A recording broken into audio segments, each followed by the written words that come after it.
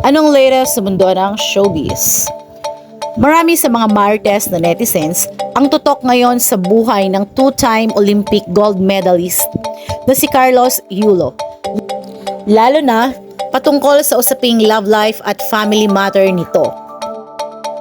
Sa nakaraang guesting ni Carlos sa programa ni Willie Revillame sa TV5 na Will to Win, hindi maiwasan ni Willie na tanungin ang atleta kung sino ang naging inspirasyon nito sa kaniyang pagkamit ng tagumpay. Tila maingat naman na naging pagsagot ng ating gold medalist, lalo na sa usaping pampamilya, ngunit nasagot niya naman ito ng maayos at buong puso. Panoorin natin mga Mars. Sinong inspirasyon mo sa buhay mo? Nauna po si Lord.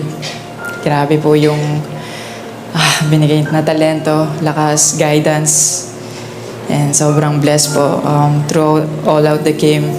Tsaka sa mga naranasan ko sa buhay. Palagi siyang nandyan.